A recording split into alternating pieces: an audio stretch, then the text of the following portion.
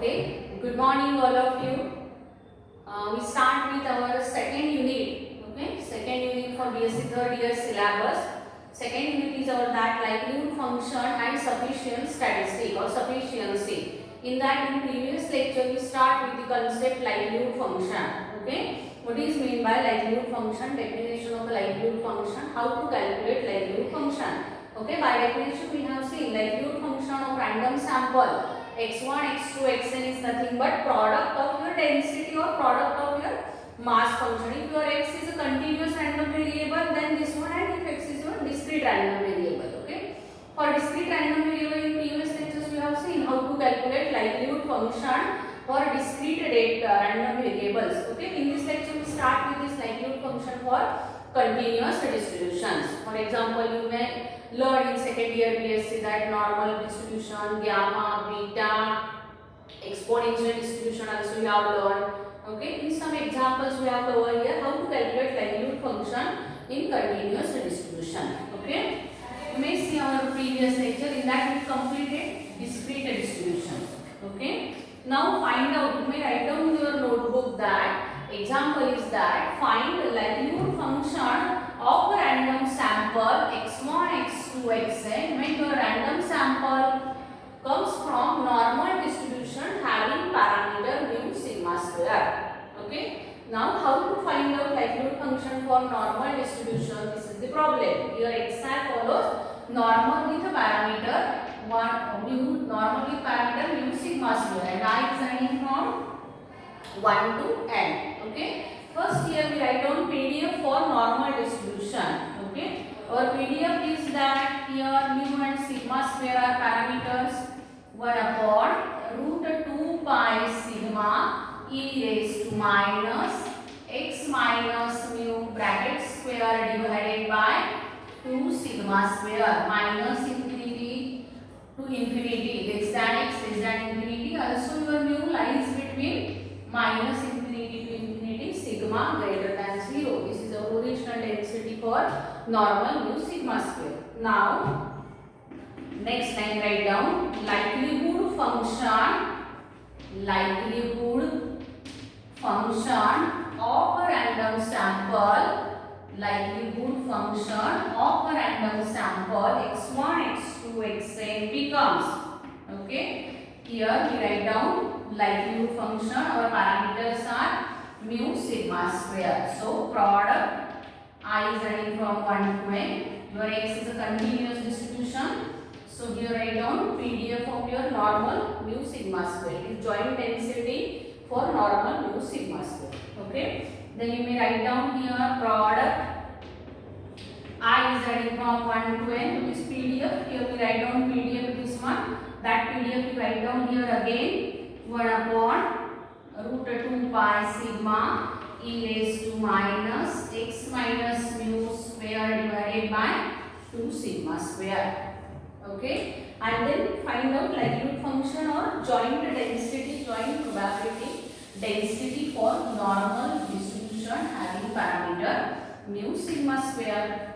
Okay, then what it becomes here, likelihood function mu sigma square are your parameters, which is equal to, you have to take product n times. So 1 upon root 2 pi sigma into 1 upon root 2 pi sigma. So on you have to take product n times, and this is your constant. Okay. So this becomes 1 upon root 2 pi sigma raised to n, because multiplication here we have done n times. Then remaining term is e raised to minus x and minus mu bracket square divided by 2 sigma square. This term also we write down in this way for our simplification. E raised to minus x1 minus mu bracket square divided by 2 sigma square. Okay, this term I write down directly. Now this simplifies. Here we simplify this term. E raised to minus x2 minus mu bracket square divided by 2 sigma square. Okay, this is product. Here product is there. This term is 1. This is second one. So on up to e raised to minus xn minus mu bracket square divided by 2 sigma square. x1, x2, so on up to xn. Join the probability density. First you write down PDF of x1 multiplied by PDF of x2 multiplied by PDF of x3 multiplied by PDF of xn. So on you make product. You may write down directly here. That is the concept. 1 upon root 2 pi sigma raised to n. Okay. Here e raised to minus x1 minus mu bracket square minus x2 minus mu bracket square. Here we have an addition. So minus same common here. Summation xi minus mu bracket square divided by 2 sigma square. Here I is running from 1 to n. Okay, this is the joint density for normal distribution. You may solve in this way. If you are not understand, then you write down first PDF for x1, then you also write down PDF for x2, so on, PDF of xn, and then take multiplication. First write down PDF for x1. What is PDF for x1? 1 upon the root 2 pi e raised to minus x1 minus mu. For example, I write here 1 upon root 2 pi sigma e raised to minus x1 minus mu bracket square divided by 2 sigma square. Only variable is x1, x2, so on up to xn. Mu and sigma square are constant. Okay. Second way, again PDF of x2 1 upon root 2 pi sigma e raised to minus. Instead of writing x1 here, PDF of x2, so x2 minus mu bracket square divided by 2 sigma square. This is the product of x2 and so on. 1 upon root 2 pi sigma e raised to minus xn minus mu bracket square divided by 2 sigma square.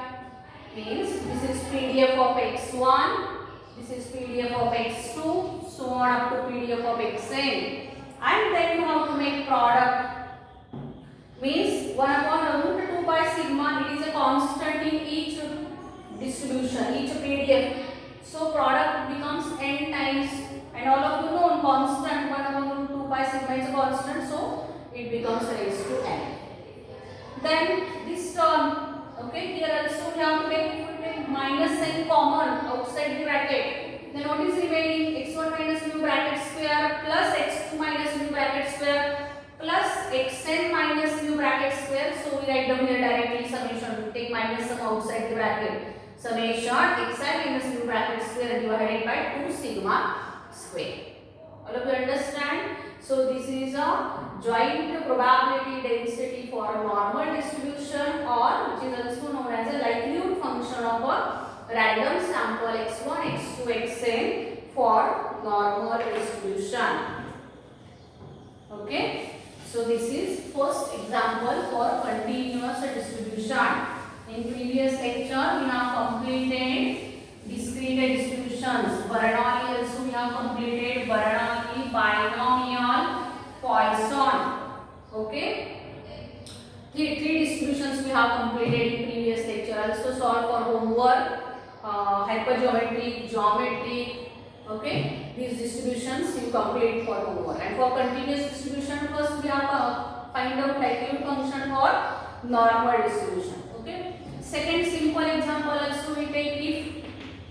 If you write down your example, find likelihood function of random sample x1, x2, xn having exponential distribution with a mean theta. Okay. Here first you write down your PDF. Fx is equal to with mean theta means 1 upon theta e raised to minus x by theta. What is the range of x here? Xi greater than 0, theta greater than 0, which is equal to 0 otherwise. So this is exponential with mean theta. Then you write down likelihood function. Likelihood you write down neatly. Likelihood function of a random sample. Likelihood function of a random sample x1, x2, xn becomes Here we write down mean is our theta. So we have to take product. I is running from 1 to n. F of x and theta. I write down here PDF directly. E raised to minus x by theta. And then you take multiplication n times. So 1 upon theta into 1 upon theta into 1 upon theta up to n times, which becomes 1 upon theta raised to n. Similar way, e raised to minus x1 by theta into e raised to minus x2 by theta into e raised to minus xn by theta means here minus sign outside bracket, here we take summation x side divided by theta. This is the likelihood function of a random sample x1, x2, xn for exponential with mean theta. Okay. In similar manner, you also find out likelihood function for beta distribution. We have learned in second year BSc distributions. For that distributions, you have calculate likelihood function. Only condition is that that distribution must follow Cramer's regularity conditions. Okay. In last lecture, we have seen Cramer's regularity condition. First important condition is that range of x is independent of a parameter. So first you have to check whether your x is independent or not.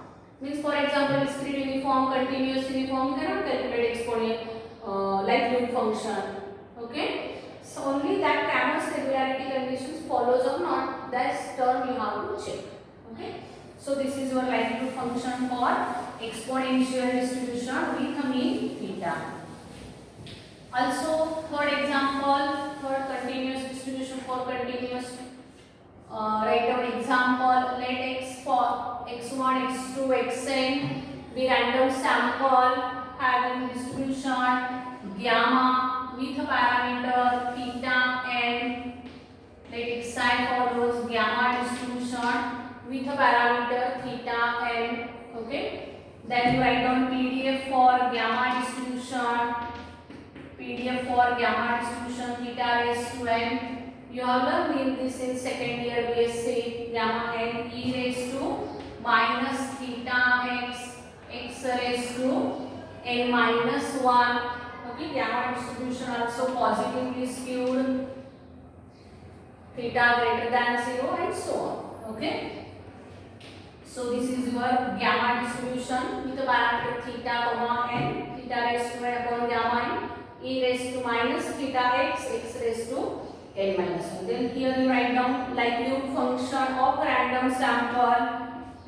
Okay, you write down in your notebook likelihood function of random sample x1, x2, xn becomes in similar manner by definition. Here we have take product of your PDF theta raised to n divided by gamma n e raised to minus theta x, x raised to n minus 1.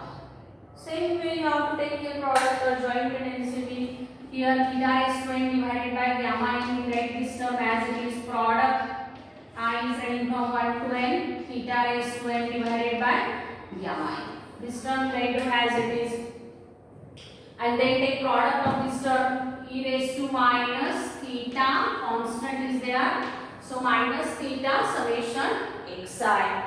I is running from here also 1 to n. Here now term is that x raised to n minus 1. Okay, means here we have down x1 raised to n minus 1. Okay, into x2 raised to n minus 1 into x3 raised to n minus 1 and so on up to xn raised to n minus 1. Meaning is that this term is constant. So this term you have write down in this way product of xi. Okay, product xi raised to n minus 1 means x1 raised to n minus 1 into x2 raised to n minus 1 into so on. That is the meaning product xi raised to n minus 1. So this is likelihood function for gamma distribution. For homework you solve this for beta distribution of first kind, beta of second kind, Weibull distribution also you have learned. Whatever maybe you have learned continuous distributions, you have find out likelihood function. This is for homework. Okay, now we stop here. In next lecture we start with our next point, that is sufficiency. Okay, thank you.